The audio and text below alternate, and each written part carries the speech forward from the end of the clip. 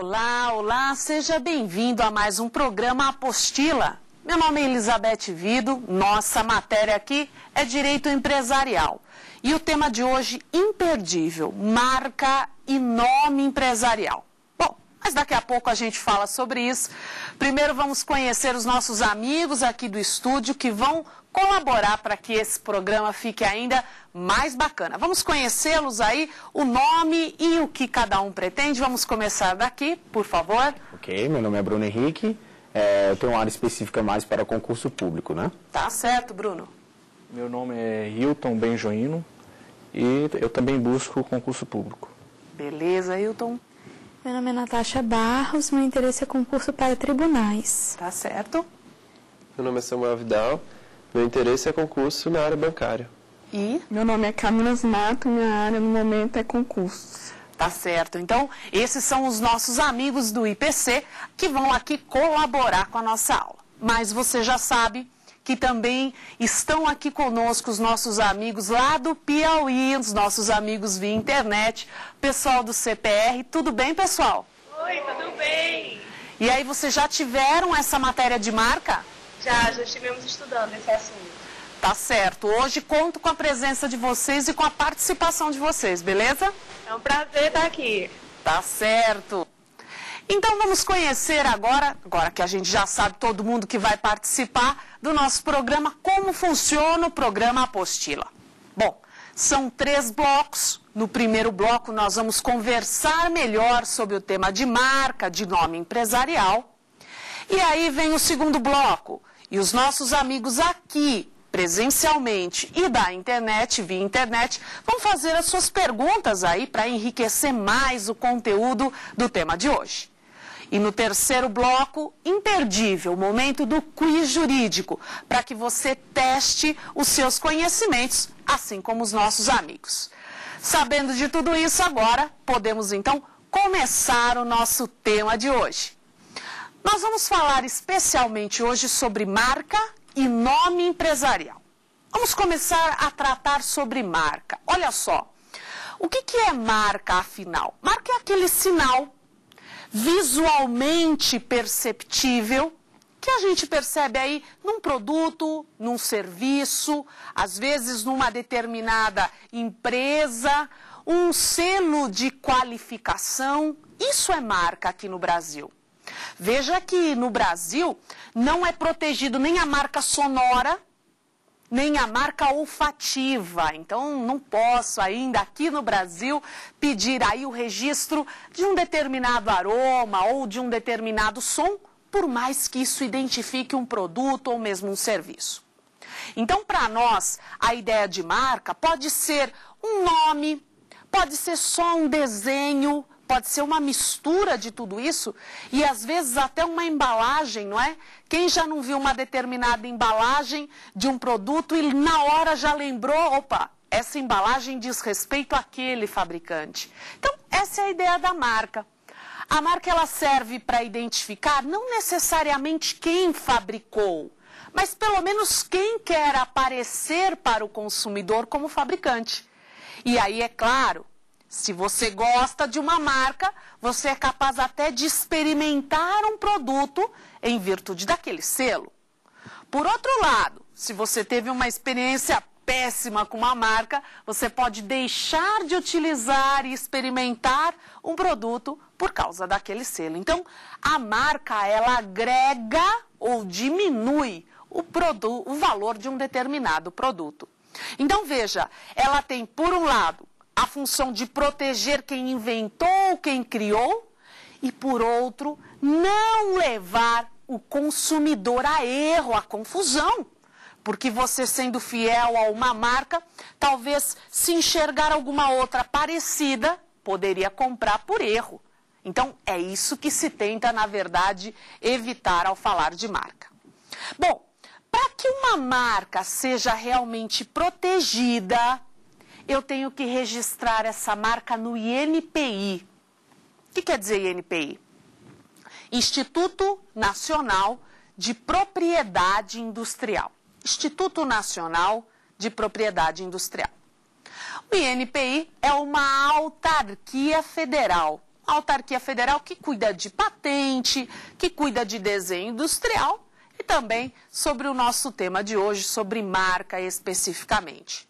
Então veja, quando eu crio um logo, eu criei um nome estilizado com cores, enfim, traços diferenciados, eu levo esse desenho ao INPI e peço o registro dessa marca. E o INPI vai ter que observar a presença de 3 requisitos. Primeiro requisito que o INPI vai observar: a novidade relativa. Opa, novidade relativa? O que é isso? Quando eu levo uma marca para ser registrada, eu tenho que informar exatamente em que ramo de atividade ela vai ser usada. Então, olha, ela vai ser usada em roupas infantis, materiais esportivos. No momento que eu identifico o ramo, o INPI que adota uma classificação internacional, que não importa aí para a prova, mas para que você entenda, a classificação de Nice, onde cada ramo é extremamente numerado. Então, 1.20.12.6. Isso faz com que o INPI procure exatamente naquela numeração, que é de acordo com o ramo, de acordo com a atividade, e procure ali se aquela marca é nova. Então veja, se a minha marca é de café, por exemplo, o INPI ele vai procurar café e ervas de infusão. Ela não precisa ser absolutamente nova, ela tem que ser nova nesse ramo. É isso que quer dizer novidade relativa. E aí você já consegue entender porque na prática, às vezes, você vê uma marca que é, por exemplo, de uma emissora de TV, é de uma fabricante de brinquedos e é de uma concessionária de energia elétrica. Pode? Pode. Ramos de atividade distintos? Pode. Eu posso ter uma marca igualzinha a outra, desde que em ramo diferente. Isso é exatamente o princípio da especialidade. Tá certo? Agora, segundo requisito, são 3, todos devem estar presentes. O segundo requisito é a não colidência com marca de alto renome. Bom, a marca de alto renome, ela vai ser registrada no seu início como qualquer outra. Então, tendo que respeitar aí a ideia do ramo de atividade, igualzinho. Só que passado um tempo, essa marca começa a ser conhecida por um grande número de pessoas, em grande parte do território nacional. Então, o INPI atribui a essa marca a condição de alto renome. É como se fosse para a gente a marca famosa. Mas veja, não famosa porque a gente viu na propaganda ou porque a gente gosta muito, famosa porque o INPI reconheceu. No momento que essa marca se torna de alto renome, ela passa a ter proteção em todos os ramos. Então aí não é mais apenas no próprio ramo dela. Ela vai ser protegida, por exemplo, se ela é no ramo de refrigerantes e sucos. Ela vai ser protegida no ramo de roupas, transportes. Ué, mas não tem nada a ver? Não importa. É uma marca tão conhecida, tão famosa, que ela poderia induzir o consumidor a adquirir um determinado produto por acreditar que é do mesmo fabricante. Então, marca de alto renome, você entendeu. Marca famosa, protegida em todos os ramos de atividade. O terceiro requisito, que complica só pelo nome, porque o nome é meio parecido com o anterior, é a não colidência, pessoal aí do CPR, não colidência com marca notoriamente conhecida. Entendeu, Igosco? Alto renome e notoriamente conhecida. Se você for procurar no dicionário, é aí que a casa cai mesmo, porque é exatamente a mesma coisa. Mas vamos lá. A marca notoriamente conhecida é aquela que foi registrada em outro país. Não foi registrada aqui. Não ainda, pelo menos. E veja, nós aqui do Brasil, nós adotamos uma convenção internacional que é a Convenção da União de Paris de 1883, que resultou na maioria das leis do mundo, protegendo marca, protegendo patente. Então, um dos compromissos que nós assumimos é a proteção de uma marca, mesmo que ela não esteja registrada aqui. Então, marca notoriamente conhecida, registrada fora, é protegida aqui? É, mas é protegida apenas no próprio ramo de atividade. Deu para entender? Posso comparar para ver se isso está claro? De alto renome, marca famosa, protegida em todos os ramos de atividade. Marca notoriamente conhecida, não foi registrada no Brasil, foi registrada fora. E ela vai ser protegida aqui apenas no próprio ramo de atividade. Tá certo? Um outro detalhe é que a marca ela não pode ter nenhum dos impedimentos da lei. Então, por exemplo, uma marca não pode confrontar com um selo nacional, com algum dos símbolos nacionais, não pode confrontar com nada que venha a ferir a religião, a moral, não é? Os bons costumes.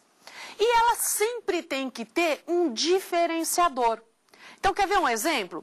Quando você olha o artigo 124 da Lei 9279 de 96, que é a lei que regula a proteção da marca, Lei 9279 de 96.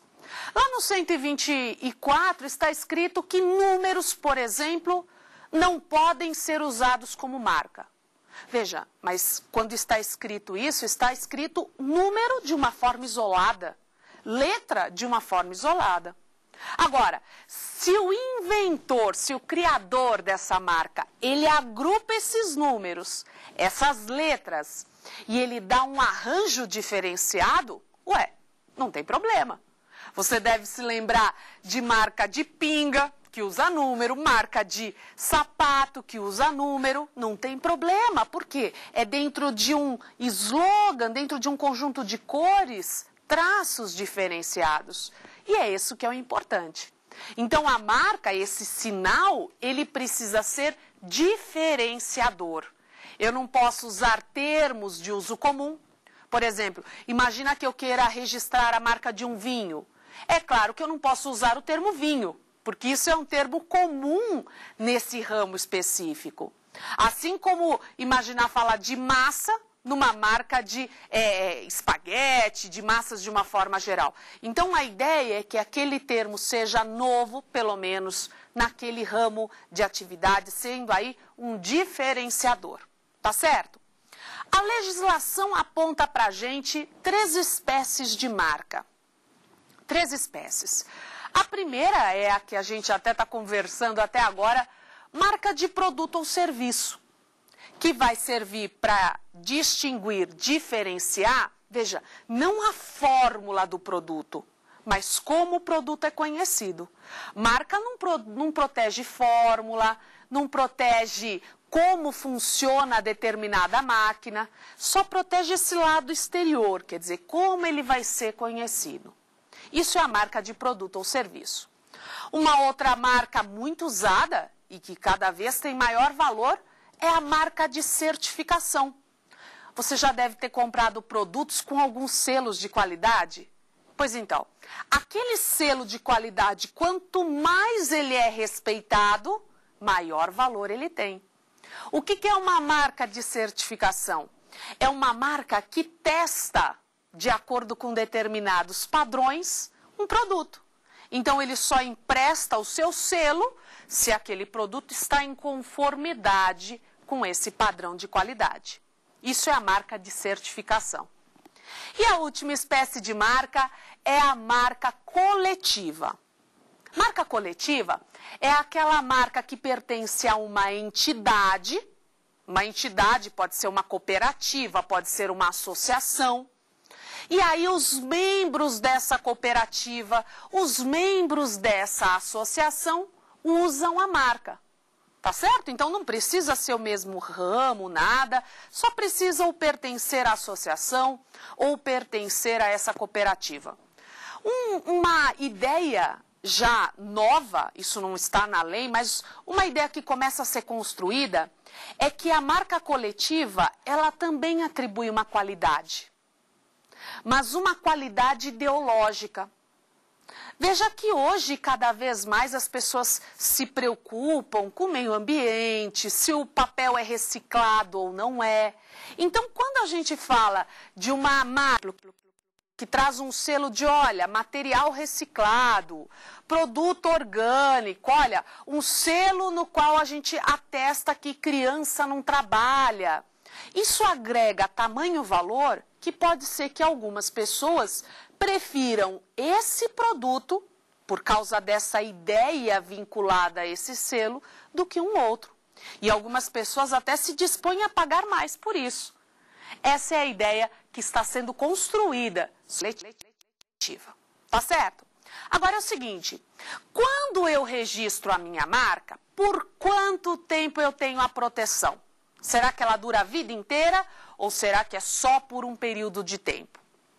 A marca é protegida por 10 anos contados da concessão. Só que esse prazo, claro, pode ser prorrogado sucessivamente. Então, quem cria um nome, um logotipo ultra mega legal, consegue realmente aí que essa proteção se perpetue, desde que a cada 10 anos volte ao INPI e peça o quê? Uma nova prorrogação. E assim sucessivamente. Agora, um cuidado importante. Quando a gente fala de marca e fala desse tempo de proteção, será que eu sou protegida a partir de que momento? A partir do momento que eu inventei, que eu criei, ou a partir do momento que eu registrei no INPI? Cuidado! A marca, ao contrário do direito autoral, só é protegido a partir do registro. Então, pode ser que um pequeno empresário, por exemplo, desenvolva um logotipo há muitos anos, trabalhe com isso, lide com isso, mas nunca se registrou no INPI. Veja, se amanhã alguém registrar o mesmo logotipo, quem vai ter a proteção? Vai ser ele que usa há muitos anos ou quem primeiro registrou? Quem primeiro registrou. E é por esta razão até que a gente começa a falar do nosso segundo tema, que é o nome empresarial. Veja, uma empresa, quando ela é constituída, seja como sociedade ou como empresário individual, você já deve ter ouvido falar que esse empresário precisa se registrar na junta comercial, não é mesmo? E quando ele se registra na junta, ele vai registrar um nome empresarial. A pergunta é, o fato de ele ter registrado um nome empresarial já lhe confere automaticamente a proteção da marca? Isso é um problema que tomou proporções aí que toda hora, a todo momento, a gente vê esse assunto no STJ.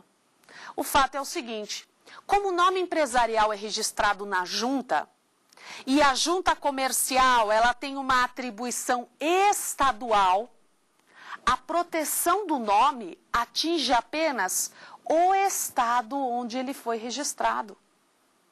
Enquanto que a marca, por ser registrada no INPI, e o INPI ter uma amplitude nacional, a marca ela é protegida nacionalmente.